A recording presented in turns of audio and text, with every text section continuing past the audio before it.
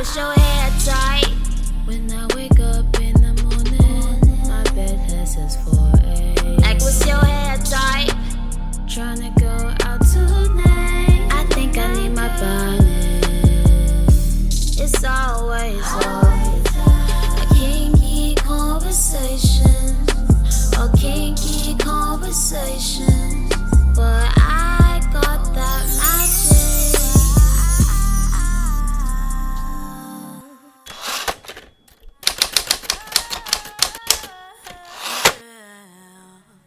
Welcome back, Kinky family. We are here today to talk about colorism, typism, and segregation in our communities. And who better to talk about it with my beautiful ladies right here? Look at here. So let's just jump right in. Do you all think that colorism still exists today? Absolutely, it exists, and it's more, I think, within our own community. Mm-hmm. Yeah. So give me an example of some of the things that you've experienced. Light skin is prettier, or you don't have as many issues, or you get what you want because you're light skinned, or you're stuck up because you light skinned, or you got good hair because you're light skinned. You know, you have white privilege. They say you have light skin privilege. Yeah. You'll get more of a higher benefit in the corporate world because you can play both sides. The whole play both sides thing. Now, are your parents light or brown? Both of my parents are light skinned, but I am, you know, in the scope of things, mixed. I have Irish, Native American, with Cherokee Native American, Creole, and African American. So I have a question. What does that mean?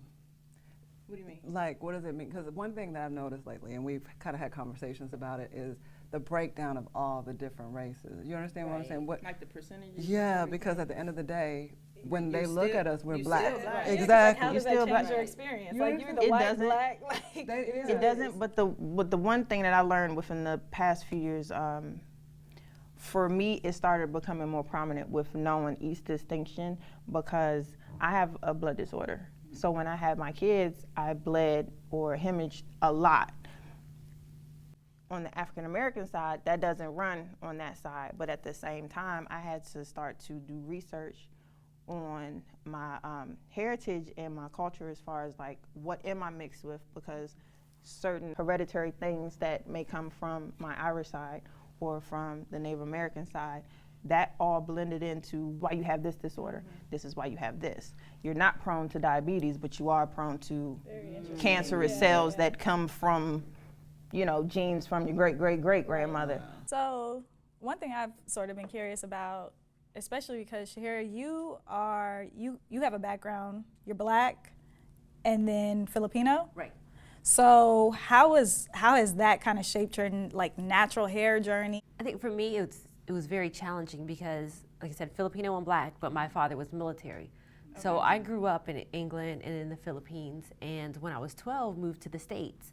And on top of that, moved to South Georgia, where racism is still very much alive. And it was a lot of, I guess, hatred towards me from the white kids because I'm black. A lot of the black kids because Asian or mixed. Trying to be black. Or trying to be, they thought I was trying to be white. Okay. But it was more of a... You can find yourself. In Right. And so it's like, you don't want me, and I don't know how to be myself. And it was difficult because, again, my parents don't match. My mom was not like, baby, let me show you how to braid your hair and wrap it up at night. Okay. It was like, they jealous. Oh, like, wow. So your mom's a Filipino woman. Right. Gotcha, okay. So it wasn't, and my dad didn't necessarily understand, or, you know, the man didn't know how to talk about it. Yeah. Right. So it was me trying to figure out my hair on my own. And So I got a question for you. Yes. Were your grandmas around? My Filipino grandmother, yes. Okay. And my black grandmother's kind of, they lived up north. Okay. So But- were you like around, like growing up, were you around them? I know you said, of course you Growing traveled, up. but like were you around like your grandmas a lot? I was growing up more so around my Filipino grandmother. I grew up more of a Filipino culture, very submissive. I cooked Filipino food. That was my native language. I was like, what I first spoke was Tagalog and Pampanga, which is, you know, Filipino. Right. And, you know, growing up and then moving to the States, it was a complete culture shock. England wasn't even as bad as of a culture shock because there's a lot of mixed people, a lot of acceptance. And when I moved to the States, it was, you have to choose. You have to choose to be black. Interesting. You have to choose to be this. Yeah. And I found that very hard because I'm like, this is me. Like, I'm all of it. yeah. But I'm not accepted. And it was, if you have 1 ounce of blackness, then you're black. And to me, I think that's so disrespectful to my mother, who carried me for 9 months, who raised me, who did all these amazing things. Right. Everything. Yeah. I get it. So if I say I'm Filipino and black, no, you're just black. And I'm like, but this is my mom. Like, you see her, right? This is right. So it was very challenging, I'd say, for me. And learning about my hair, I honestly didn't know how to do my hair until like August of last year. 2018. Yeah, 2018. And we're in 2019. So Yeah. literally Like 6 months. A couple months 6 ago. months ago, excuse me. And that's why I was asking about the grandmas, because I was around my grandmothers a lot, and one of my grandmothers is lighter than me, and she has very, very strong, distinctive Native American features. And then I told y'all the picture of my other grandma. She's darker than you. So it is funny because both of them still showed me the same culture. I didn't know the difference between collard greens and kale. I thought kale was greens.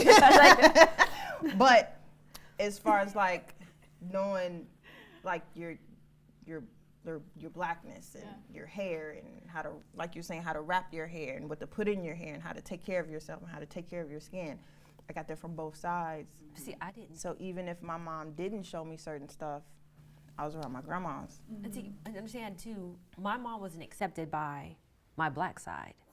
My grandma's old school. If she can't use your comb, don't bring her home. You know, it was like that whole thing. Means stay with your own. So my grandmother wanted my dad to marry a black woman. So say the whole thing again. If she can't use your comb, don't bring her And home. stay with your own. That's what it is. Yeah, Wow. that's what it is. And my grandmother she didn't think more so Asian. She was thinking of white. So don't marry a white woman. So my grandmother didn't know about us until like maybe I was like 2 or 3, I think, where she was like, my dad called her, was like, oh, I got married, and she's not white. So when my mom came, it was a culture shock, Right. and it was different. And again, Asian culture is more submissive. Right. So the husband is the head of the household. My mom didn't disagree, and my family didn't necessarily treat her like I feel like they should have treated her. Thought that they treated her like she was like, Second, third class, and they Wow. did. And because it's not of how black women stereotypically are rambunctious and loud. And So I was going to ask, as far as like, how have you, since you've been here now, like how have you been accepted? Because I know it's such a difference. Hearing your stories, I know for me, like I grew up in a white community in Carrollton, Texas, and for the most part I tried to assimilate by pressing my hair, relaxing my hair, wearing Aquanet hairspray, pink lipstick. I remember one time I was like, well, I can wear pink lipstick too. You know, I did. And I mean, just like you, this is the first time I've worn my natural hair. I think it was. And it's gorgeous. Thank you. I love it. But it was earlier in 2018, I think it was March. That was my first time ever seeing my curl pattern or knowing what my real hair looked, my true curl looked like. And honestly, I was a little disappointed at first. At my curl pattern. I was mad. Why? Because you gotta understand, I was used to straight hair. I was used to straight hair, but I thought I was gonna come out like Pantene was gonna fall down with some curls. Oh, so you thought you was gonna have the loose curl? I thought I was gonna have the loose curl. Oh. And then when that thing said, I was like, wait, what did it do? I was like, what is this? So like, ain't no real wash and go there, right? We not really. It's a wash and no. Oh, okay. Just to make sure. So yeah, so it was a awakening, and this came last year. So all of my life, just going through this, from going from relaxers to then wearing a weave and not really knowing what my hair looked like. And honestly, for a long time trying to assimilate to the white culture, then coming to Georgia trying to assimilate to my own culture, and never being fully enough. You're talking about being from the Philippines and not feeling like you were enough to be accepted as who you were, right? Here. For me as a black woman, I felt the same thing. You were saying earlier, if you're light skinned, it's pretty, but that's what I was taught. That's the lighter skinned girls that I saw in school, they acted that way. They treated us that way. I learned about the whole light skin bougie thing, and then that whole personality that they think comes with that. So I was like, make sure I stay on the cool side, because I learned to just stay cool. Yeah. And just stay mellow and don't kind of cross But do you the feel like line. you're being who you are, though, if you have to act a certain way because think you're I- trying not to rock the boat? No, it's not necessarily rocking the boat, because sometimes I have to rock the boat just to make a point that, oh, because you have locks, then you're trying to do this. Or if you press your hair, then you try to do this. You know, it's still, I'm still, regardless, caught in the middle. Really? Because, like, I went to a HBCU. I went to Howard University and been creative in the hair realm. So that's just me experimenting with different hairstyles and having fun. So I've had the perms, I cut it all off, I've done the colors, I've done all that. But I grew up north. So I grew up DC, Maryland, and then came down south. You guys grew up down south. Well, not you, but I mean, like, you came from overseas, then came to the south and culture shock. And then you grew up Texas, yeah. Texas. Georgia, Texas, Georgia. Yeah. California, so And we then are the melting background that you pot. came from, I'm right? California. Yeah. But I will say I'm from the Bay Area, so there's a distinction. For me, it was always having to be, I felt like I had to be a people pleaser to fit in. I felt Because, the same, though. because it was, like I said, my mom. So it's still a common ground. It is a common ground, and it's frustrating for me. And I kept Still? it. No, well, now I don't care. But for me, I kept it at the forefront of my mind, and I remember the conversations that I didn't have with my parents. So I'm cognizant of it, and I have those conversations with all of my children about learning who you are, about self-love. And my daughter has curly, wavy hair, and it's down to her waist. And so I teach her to love it, because kindergarten kids are like, "Is that your real hair?" And she's like, "I'm 5. What do you mean? This is my real hair." She's not thinking like My that. daughter, she has bright red hair. So before we moved, and she went to school in Midtown, and she was in school more on the, black side. Is that your hair? Did your mama dye your hair? No, but I was getting those questions when she was like 2. Ma'am, you make beautiful babies. Did you dye her hair? Ma'am. No, like, she came out like that way. But all of my daughters, I have 3 daughters, all of them are between, well, Zaya's red. She's my red baby. Redhead and more of an almond color. Then you have my middle daughter, she's caramel with the sandy brown hair with the 4C KINKY. Then I have my, and then my oldest daughter, she's 22, and she's kinky. So all of them, 3 different shades, 3 different hair textures. Before you go into that, let me ask you this do you see a difference between the way that people respond to your kids? Like, is it the lighter red baby? Oh my God, she's so precious, she's so beautiful. And to your browner girl, So this it's is like, what I get. Zai, because of her hair, that's what, oh my gosh, she's so gorgeous. Then Naya, she has hazel eyes that change from between purple hazel to green. Oh my gosh, your eyes are gorgeous, and your hair. Then with my oldest daughter, it's, oh my gosh, your complexion is so beautiful. Look at your hair. So all of them get different angles. But me and my husband teach them, love yourself, love all of what you have, but all of you have different distinctions. But we also explain how the world is going to look at you guys. But don't absorb that. Like I tell Zai, don't absorb that just because I will shave your head. No. I don't want you to absorb that stereotype of, and making it boost your ego. Like, no, I will make you wear a bun every day, but just to prove a point so you understand it's more than that. But do you think psychologically, and I'm asking you ladies, like, do you think that there's a difference? Like, do you feel inside, I know we can say outwardly that I don't feel privileged. You understand what I'm saying? We can say it, but inside, when you go to that interview or when a man sees you and see your browner skin, I've been knocked down for a friend that was light skinned. That I knew, but I was knocked down. I mean, that's real. Like, I told my one friend, I was like, dang, they jumped over my shoulders.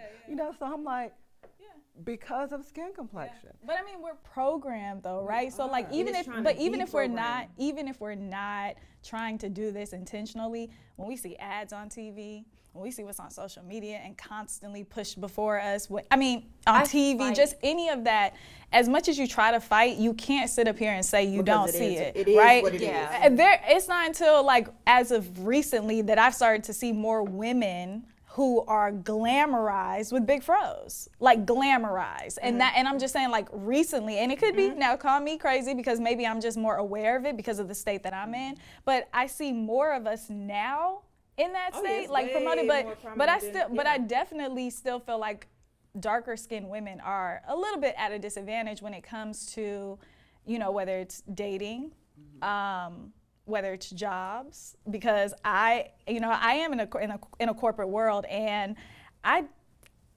see a lot more, women who are mixed or of lighter skin in higher positions than I see dark skinned women.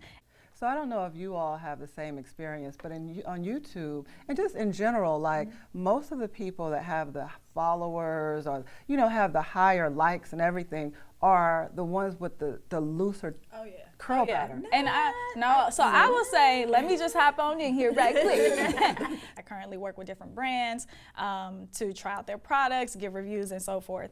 And I follow a lot of natural hair pages, right? And they repost me occasionally. But when you go on their feed, let's say on Instagram and all of that, I see nothing but loose curl pattern chicks. Because they don't know what to do. And they're cute.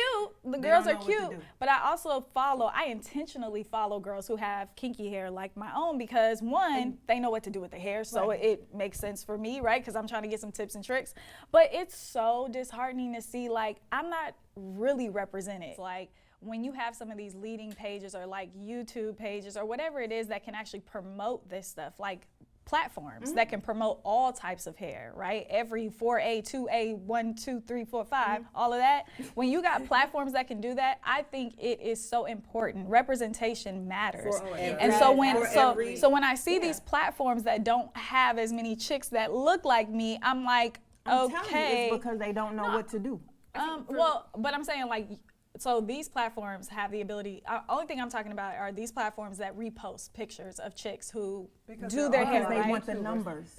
But that's the point that I'm making. Right. Yeah, that's the problem. That's the root of the problem. You think that by you continuously pushing out this same type of look, that's going to get you the numbers, and it's like. But that bothers me. Okay. And that bothers me because it's a severe underrepresentation Right. of The variety of what we right. are. Exactly. And again, being mixed and seeing, oh, well, I can be this and I can be that.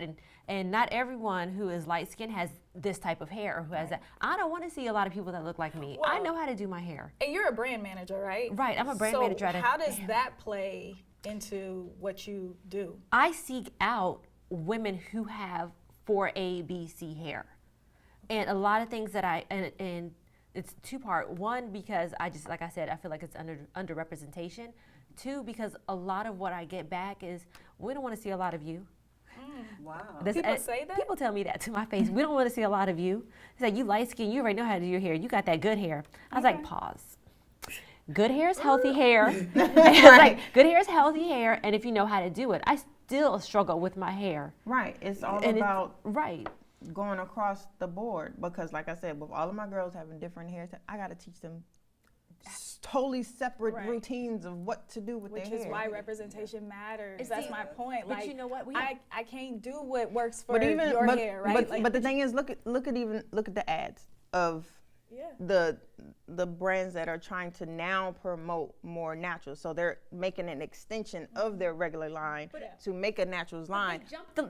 They completely jump it. They go from your color to like this cup. And there's no in between. There's no variety. But to me, that's not authentic. They're going straight to them. And that's not right to me. I honestly don't see like women who are our complexion with twist outs. They got this tight fro, and I'm like, I still don't associate this. I still don't identify with that. Like, where can I find myself? Between the commercials,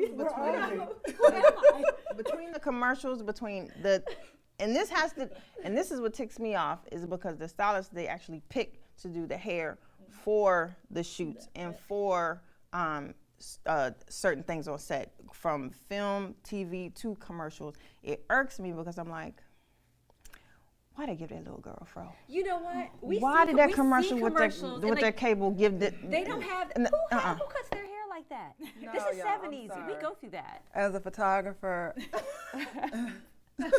Why would you do that? No, I've seen companies bring in stylists, and I'm like, why would you even hire them?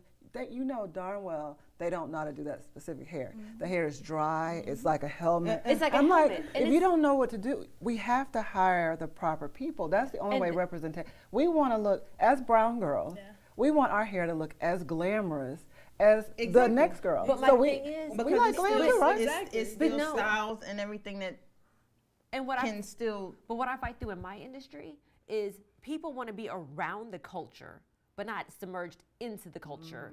And that's something that I have to fight. It is, and I have to fight against it. Not necessarily with my company, but like I see it constantly where I go to events and trade shows, and there's no one that looks like me or you there.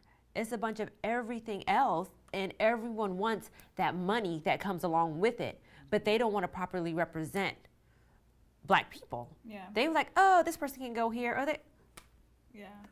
that doesn't go. A question, when it comes to even relationships in the Black community with women, have you ever noticed when they pair friends, most of the friends are, if you're brown, y'all are friends. Hey girl. Hey. And y'all are friends. They never really put a diverse group. Yeah, it's like it's like me against you on a battle. Yeah. One of the things that I see, I mean, in this industry is all of the division between curls, right? Oh, yes. So what do you think? I mean, I know you talk a lot about that.